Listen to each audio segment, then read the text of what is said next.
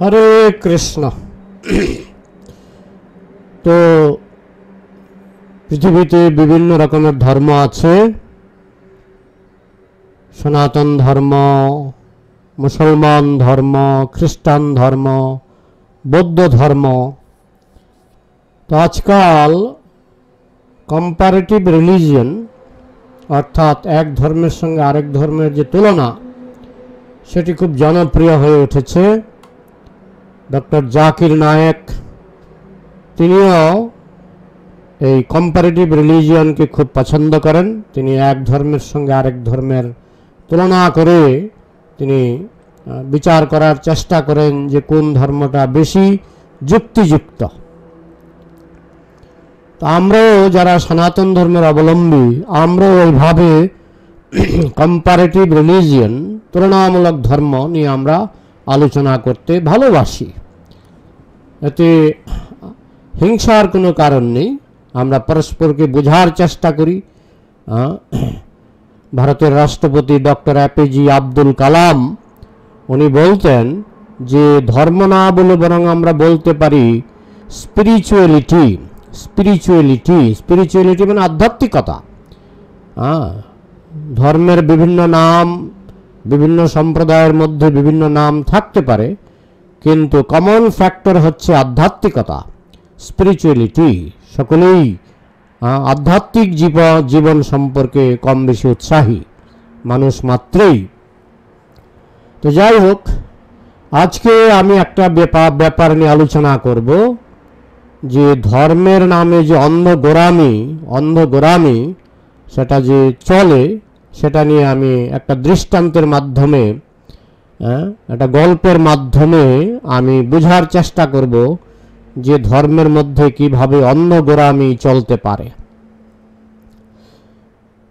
একজন স্বামী তার স্ত্রীকে নির্যাতন করত, প্রতিদিন লাঠি দিয়ে পিটাতো, মদ খেয়ে তার স্ত্রীকে পিটাতো। স্ত্রীর কোনো দোষ ছিল না, স্ত্রী ছিল নির্দোষ। তো স্বামী প্রতিদিন মদ খেয়ে আসতো, মদ খেয়ে এসে তার স্ত্রীকে আচ্ছা করে পিটাতো, পিটিয়ে অনেক সময় হাত পা ভেঙে ফেলতো। তখন স্ত্রী মাঝে মধ্যে কাঁপতে কাঁপতে প্রশ্ন করত যে হে প্রভু, হে স্বামী, আমি তো নির্দোষ, আমি তো নিষ্পাপ, আমি তো কোনো খারাপ কাজ করিনি, তুমি কেন আমাকে শুধু শুধু পেটাচ্ছ? কেন শুধু শুধু আমাকে মারছ? কেন শুধু শুধু আমাকে নির্যাতন করছ? কেন আমাকে কষ্ট দিচ্ছ? কেন কষ্ট দিচ্ছ? আমি তো নির্দোষ, আমি তো নিষ্পাপ, আমার কোনো দোষ নেই। তখন স্বামী উত্তর দিতেন, পিটার স্বাদ তোমাকে খেতেই হবে, মার খাওয়ার স্বাদ তোমাকে পেতেই হবে। তোমার দোষ থাকলেও পেতে হবে, দোষ না থাকলেও পেতে হবে। পিটা খাওয়ার স্বাদ, মার খাওয়ার স্বাদ, নির্যাতনের স্বাদ তোমাকে পেতেই হবে। মৃত্যুর স্বাদ তোমাকে পেতেই হবে, পেতেই হবে, পেতেই হবে। তখন স্ত্রী কাঁপতে কাঁপতে উত্তর দিলেন, কেন পেতে হবে? না, কেন নাই। তোমাকে আমি পিটাবো, আমি তোমার প্রভু, আমি তোমার স্বামী, আমি তোমাকে পিটাবো। পিটা খাওয়ার স্বাদ তোমাকে পেতেই হবে, পিটা খাওয়ার স্বাদ তোমাকে পেতেই হবে। তুমি নিষ্পাপ হলেও পেতে হবে, নিষ্পাপ হলেও তুমি আমার হাতে মার খাওয়ার, লাঠি পিটা খাওয়ার স্বাদ তোমাকে পেতেই হবে, তুমি যতই নিষ্পাপ হও না কেন, তুমি যতই নিষ্পাপ হও না কেন। এইভাবে বছরের পর বছর পিটা খেতে খেতে স্ত্রী একদিন বিরক্ত হয়ে বলল, তাহলে তুমি যদি আমাকে এতই মারবে, তাহলে আমি তোমাকে ছেড়ে দেব। তখন স্বামী বললেন, তুমি যদি আমাকে ছেড়ে দাও তাহলে তোমার গলা কেটে ফেলবো। আমাকে ত্যাগ করলে মৃত্যুদণ্ড। আমার ধর্ম যদি তুমি ছেড়ে দাও তাহলে তুমি মৃত্যুদণ্ড পাবে। এখন স্ত্রী কোথায় যাবে? বিয়ে করে তো ফেঁসে গেল, ওই স্বামীকে বিয়ে করে, ওই স্বামীকে স্বীকার করে, ওই স্বামীকে গ্রহণ করে সে তো ফেঁসে গেল। পালিয়ে গেলে মৃত্যুদণ্ড, পরিত্যাগ করলে মৃত্যুদণ্ড, আর থাকলে নিষ্পাপ হলেও, নির্দোষ হলেও তাকে পিটানোর স্বাদ পেতেই হবে, মৃত্যুর স্বাদ পেতেই হবে, পেতেই হবে। কেন না, কেন নাই, কেন নাই। আচ্ছা, এই যে যুক্তিগুলি, এটা কি দার্শনিক? আমি প্রশ্ন করেছিলাম যে ব্যাঙ যে কষ্ট পায়, একটা সাপ ব্যাঙকে ধরে ধরে খায়, তো করুণার সাগর ভগবান তিনি যে একটা ব্যাঙকে কষ্ট দিচ্ছেন, নিষ্পাপ? বলে হ্যাঁ নিষ্পাপ। কেন কষ্ট পাবে না, উত্তর দিল একজন, আমাকে উত্তর দিল কষ্ট পেতেই হবে, কারণ মৃত্যুর স্বাদ পেতেই হবে। তখন আমি যদি প্রশ্ন করি কেন পেতে হবে, কেন নাই, কেন নাই, পেতেই হবে, এটা আমাদের প্রভু নিয়ম করে দিয়েছেন, মৃত্যুর স্বাদ পেতেই হবে, মৃত্যুর স্বাদ পেতেই হবে, নিষ্পাপ হলেও পেতে হবে, নিষ্পাপ হলেও পেতে হবে, নিষ্পাপ হলেও পেতে হবে। একটা শিশু নিষ্পাপ, নিষ্পাপ, সেও তো অনেক সময় সাপের কামড়ে মারা যায়, কেন সে কষ্ট পাবে? সে তো নিষ্পাপ। না, মৃত্যুর স্বাদ পেতেই হবে। ওই যেমন মদ খাওয়া স্বামীটা বলছিল, তোমাকে পিঠা খাওয়ার স্বাদ পেতেই হবে। এখন কেউ যদি বলে এইরকম যেখানে ধর্ম, যে আমার প্রভু আমাকে বিনা কারণে নিষ্পাপ আমাকে কষ্ট দেবে, নিষ্পাপ ব্যাঙ কষ্ট পায়, নিষ্পাপ গরু কষ্ট পায়, নির্দোষ শিশু কষ্ট পায়, না পেতেই হবে, পেতেই হবে। তো এই ধর্মটা যদি আমি ছাড়তে চাই, না আমি ধর্মটা ছেড়ে দেব, না মৃত্যুদণ্ড।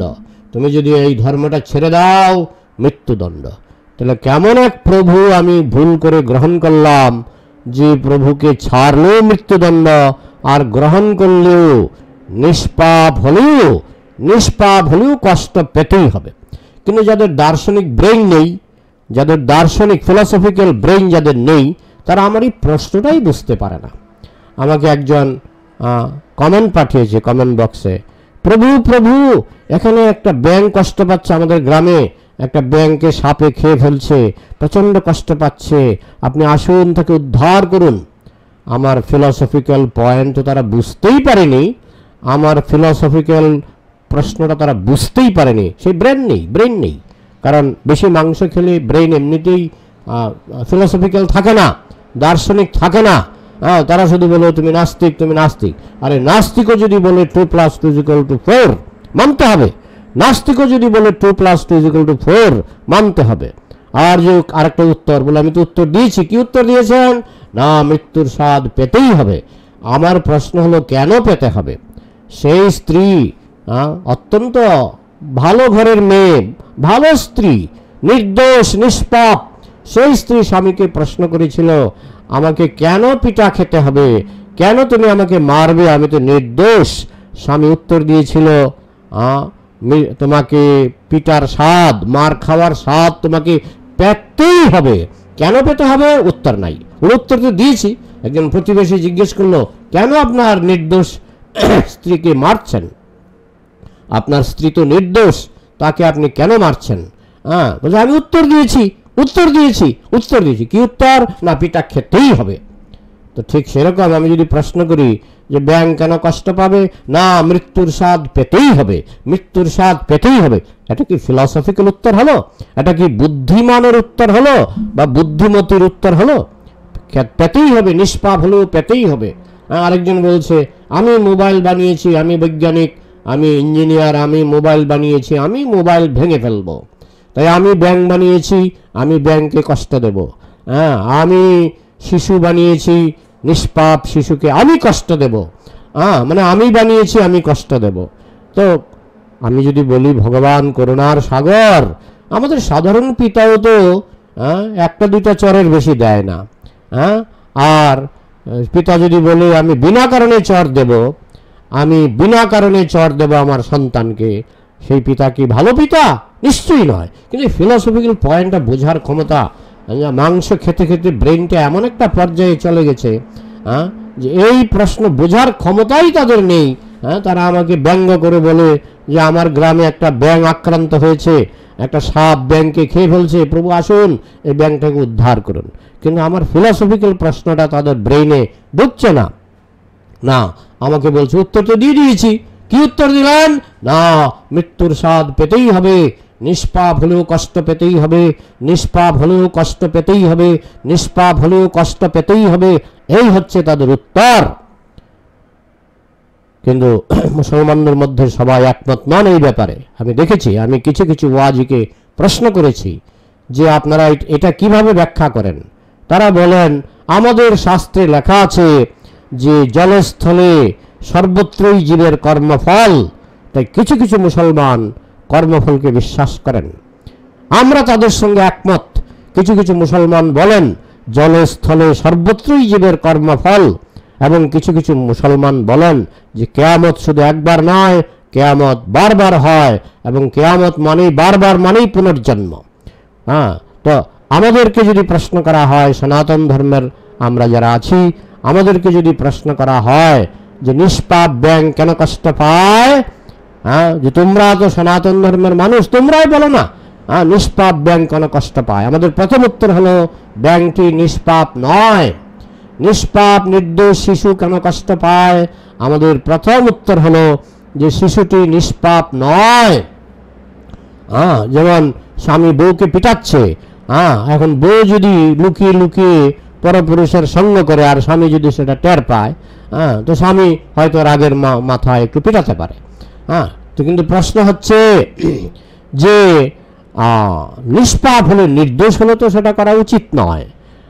নির্দোষ যদি হয়, স্ত্রী যদি নির্দোষ হয়, সে ধরনের ক্রোধ দেখানো তো উচিত নয়। কিন্তু আমাদের শাস্ত্রে বলছে, সনাতন শাস্ত্রে বলছে যে কৃষ্ণ তাদেরকেই কষ্ট দেবেন যারা নিষ্পাপ নন, যারা পাপী। বলে ব্যাঙ কখন পাপ করলো গো? ব্যাঙ চক্রাকারে 84 লক্ষ জনি ভ্রমণ করে। ব্যাঙের মধ্যে, ব্যাঙের দেহটাকে আমরা দেখি না, আমরা দেখি ব্যাঙের দেহের মধ্যে একটা আত্মা আছে। সে আত্মাটা 84 লক্ষ জনি ভ্রমণ করে, কখনো কখনো মানুষ হয়। যখন যখন সে মানুষ হয় তখন সে পাপ করে, সেই পাপের ফলে তাকে কষ্ট পেতে হয়। এখন এই নিয়ে অনেকে বলে যে এত জনসংখ্যা কেন বাড়ছে, এগুলো নিয়ে আমার অনেক ভিডিও আছে।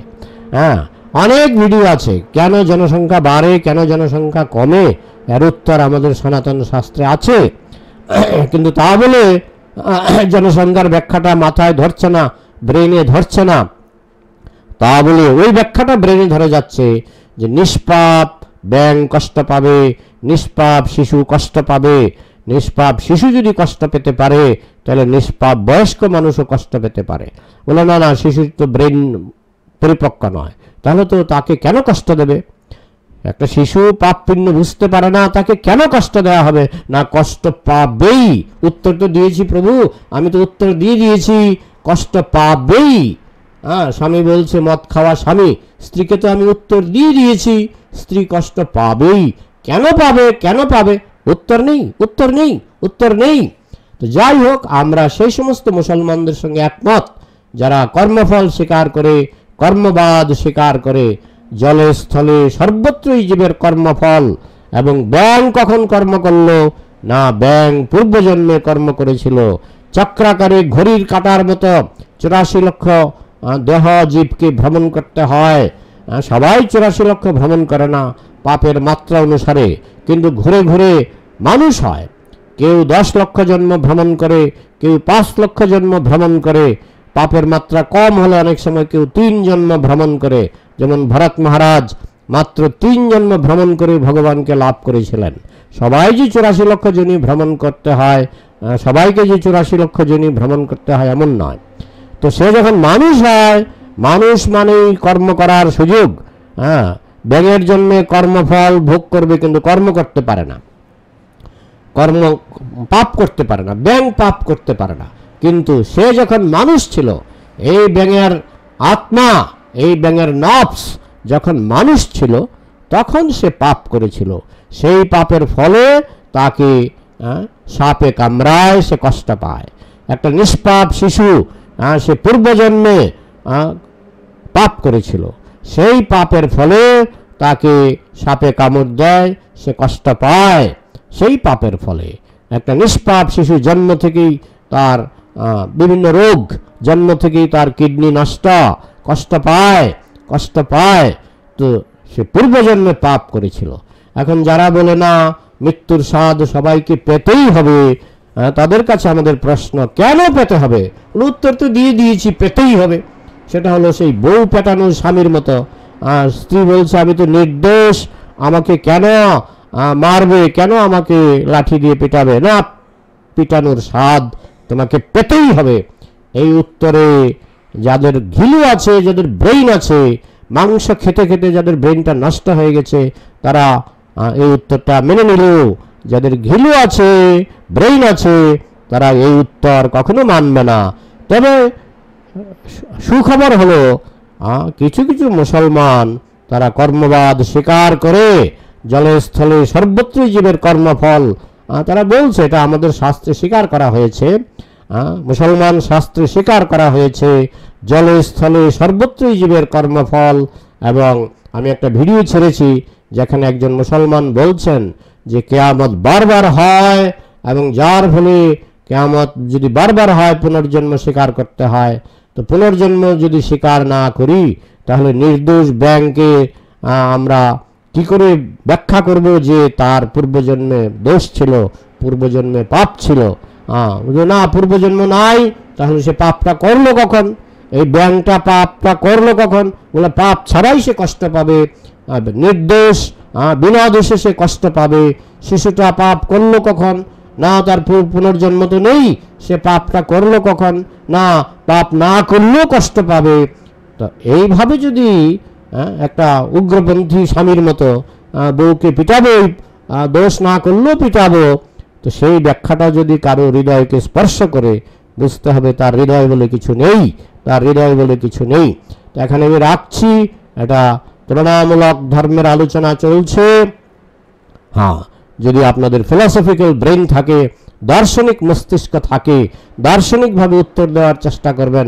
ওইরকম বলবেন না যে নিষ্পাপ ব্যাং কষ্ট পাবেই, নিষ্পাপ গরু কষ্ট পাবেই, নিষ্পাপ ছাগল কষ্ট পাবেই, নিষ্পাপ শিশু কষ্ট পাবেই। ওই ধরনের ব্যাখ্যায় অন্তত আমরা যারা বৈষ্ণব ধর্মাবলম্বী, আমরা ওই ব্যাখ্যা কখনোই মানব না, কখনোই মানব না, কখনোই মানব না। যদি বুদ্ধিমত্তার সঙ্গে উত্তর দিতে পারেন তাহলে দেবেন, তুলনামূলক আলোচনা চলতেই পারে। হরে কৃষ্ণ। জয় শ্রীল প্রভুপাদ কি জয়।